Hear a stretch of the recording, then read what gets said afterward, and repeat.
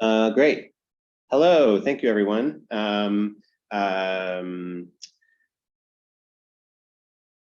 I can't do that one. Someone's gonna have to do that. Hey, hi, my name's Gabe, and I'm very happy to be presenting tonight about our hybrid Hacknight setup.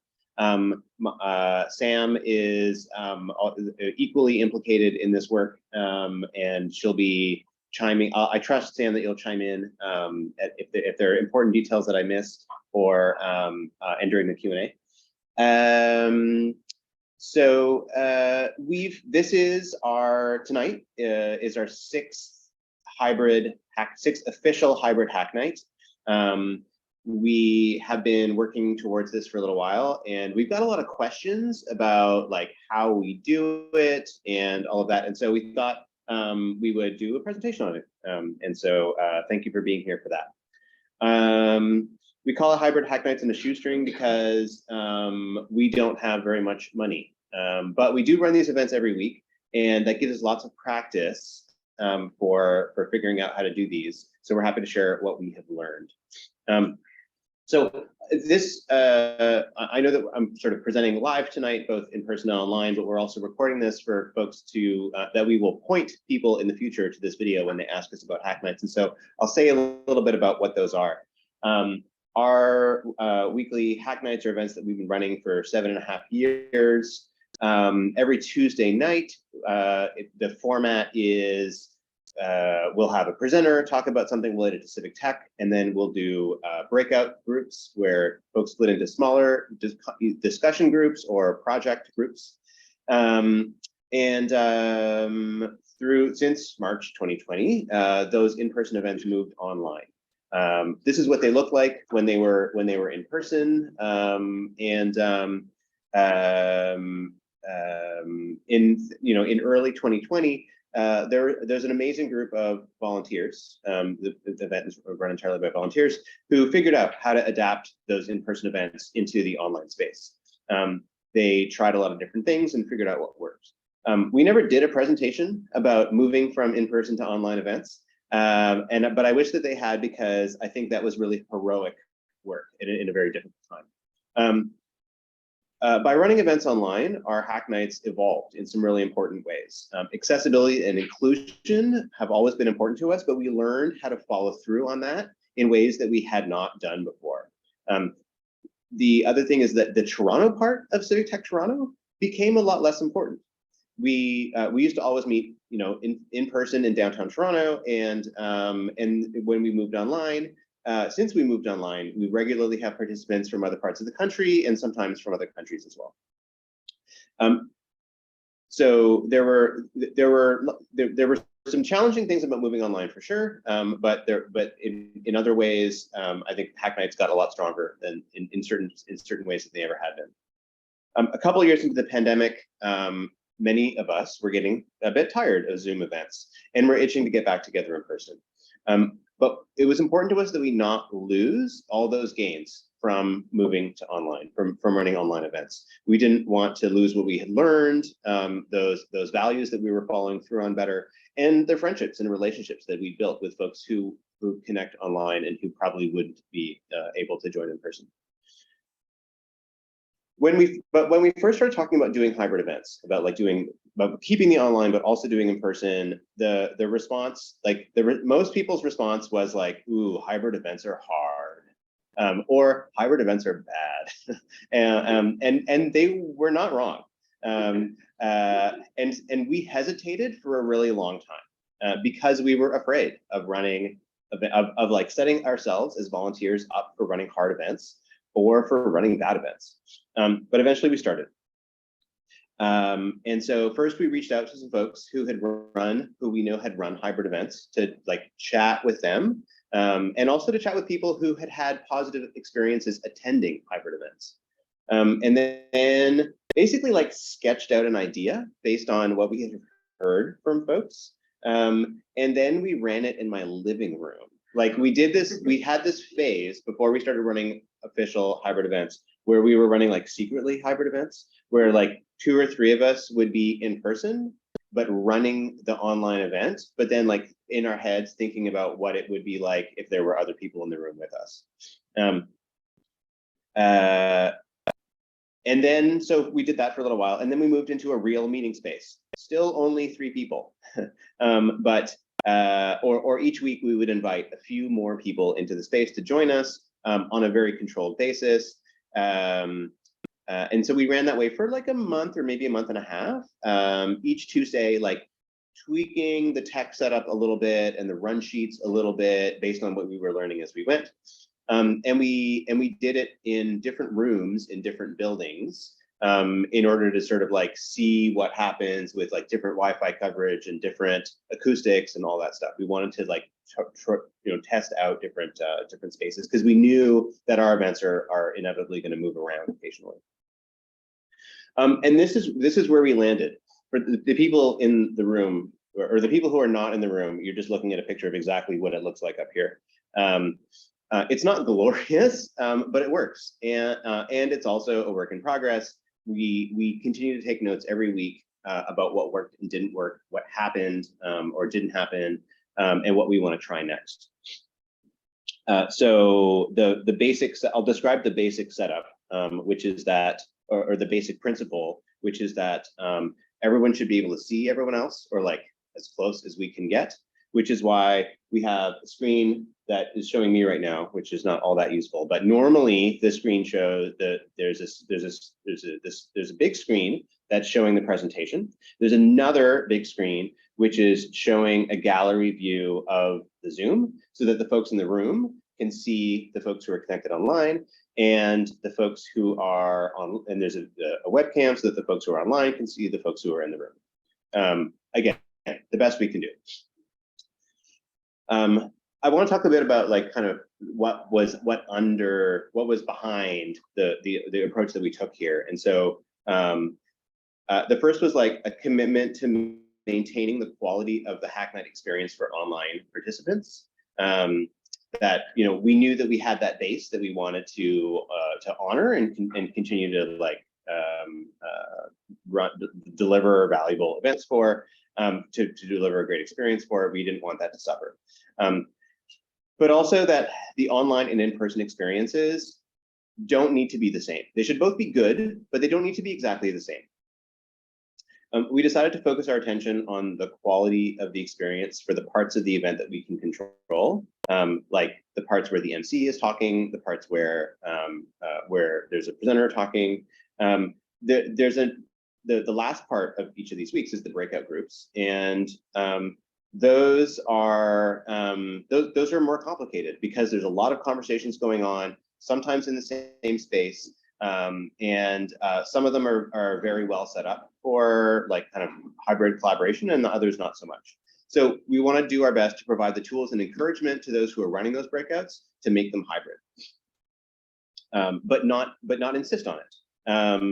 If someone doesn't want to, if someone who's leading a breakout doesn't want to run it as a hybrid breakout, it would be a bad experience if we forced them to do that, right? Like if they want to do it, if they want to just do it online, if they want to just do it in person, like that's cool.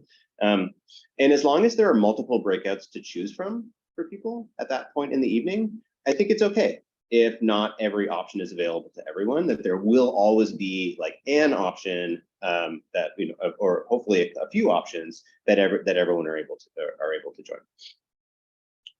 After we started working on this stuff, there's an author named Priya Parker who wrote a book called The Art of Gathering. She published a thing called A Guide to Hosting Hybrid Gatherings. It's short and it's really smart. If you're interested in hybrid events, in running hybrid events, I really encourage you to check it out. Some of the things that we learned from that, she's got some like tips or principles there, like having a team of hosts and not skipping the niceties. We learned really quickly when we started doing these that we were going to need an online MC as well. At first, we thought we could pull it off with just one MC, sort of speaking to both spaces, and then we realized that those two spaces need separate kind of facilitation and animation, which is why we created the online MC role. And I'll say a little bit more about that later. The other one is about ratios, like thinking about event design based on the ratio of are there more people physically in the room or more people online. It's a little bit tricky for us because we never know in advance how many people are going to show up. Like, sure, we get like a number of RSVPs on one side or the other, but like, you know, sometimes we have more in person, sometimes we have more online, sometimes they're about even. And so that's one of those things that we kind of have to, we'll see how that trends over time. But for now, it's something that we keep an eye out for, but that at this point, we're kind of designing for even, which is kind of what the numbers have been generally. Anyway, so there may have been others who've written about this, but if you haven't, if you're interested in hybrid events, I recommend taking a look at Career Partners Guide.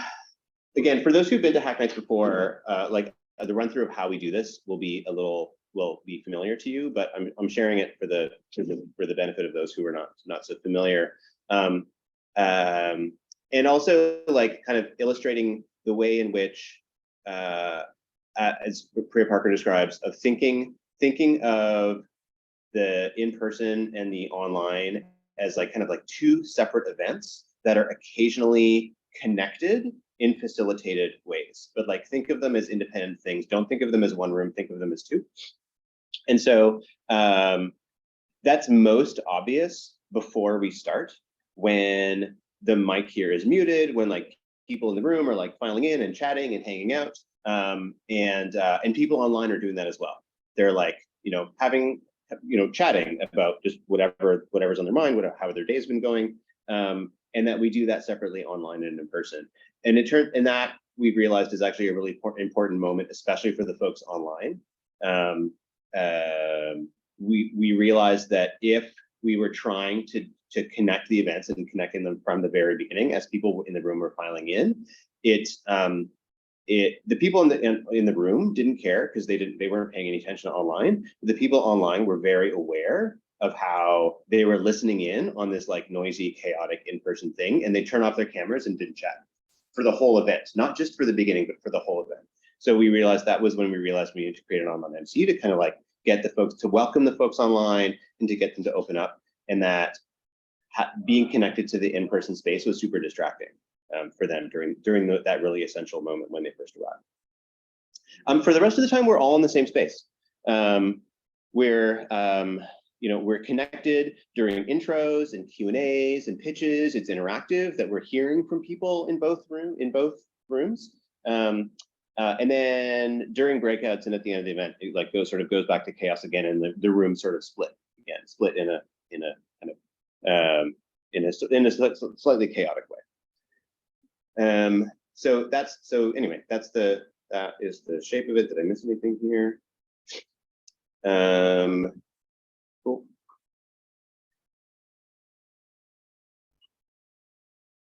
And then what? Go ahead, Sam.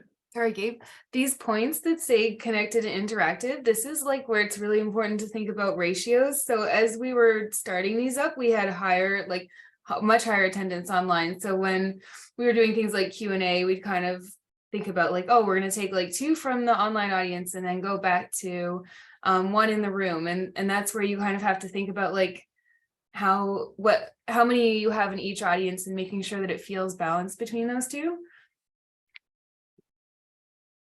Thanks. Great point. And there's also a sort of an order to that, which is during intros and pitches, we were very deliberate to have the folks who are online to do their intros and do their pitches first, just to help remind the folks in the room of the presence of the folks online, who are kind of easy to forget about if we don't have those constant reminders. And then during the Q&A, we try to go back and forth again, sort of like kind of along the lines of those ratios. So in the way that these parties play out in practice, what's important to us is, everyone should be able to see and hear the MC and presenters clearly. That's like of paramount importance.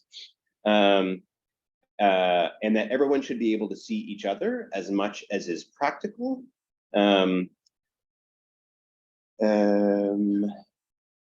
that, when the ratio turns, especially when the ratio turns more towards in-person participants, it gets that much easier for the online participants to be sort of forgotten. And so that's why we put y'all up on the big screen, including folks who don't have their video on, who are only represented by a box with a name or something, because it gives us a sense of like how many people are participating online, whether they have their video on or not. We do our best with like audio quality and stuff during the intros, Q&As, and pitches. But if things glitch out a little, which they often do because people's mics don't work or whatever, it's okay. If we miss a couple of intros, if you don't catch part of the pitch, like it's okay. We're not gonna like start everything over again for that. We'll just run with it. It's gonna be fine. And that, you know, an important reminder is like we are all volunteers, and this is a free event. Our approach to hybrid is super different from like $1,000 conference. We do our best, and we don't stress out if something unexpected happens. We try not to stress out if something unexpected happens. We own and we bring all of our own equipment, like minus that TV screen, you know, all the stuff that we used to run this event, we brought here in that black backpack. It weighs about 15 pounds, but like that's not bad considering that it's everything that we need to run an event is in there. Because we move around to different spaces, it makes it so that we know and trust the stuff that we've got. Like we know the equipment is going to work because we could make this work anywhere. Even the like Wi-Fi, the Wi-Fi that the MC laptop runs off of is not city Wi-Fi. It's like a tethered phone, because it's that much. It's a little bit more solid. And yeah, so I mean, I described the equipment already, but like we've got this laptop that's connected to a USB speakerphone, and that's connected to this device that Yannick described earlier, which lets everyone in the room know whether we're muted or not. There's that computer, which is plugged into the projector that shows the online participants and plugged into a webcam that picks up the in-person folks and shares them online.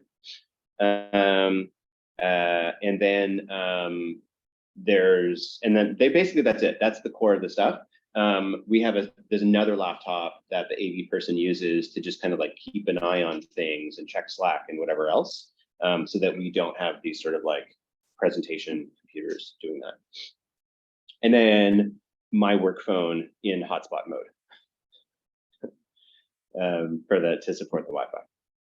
And then roles. There are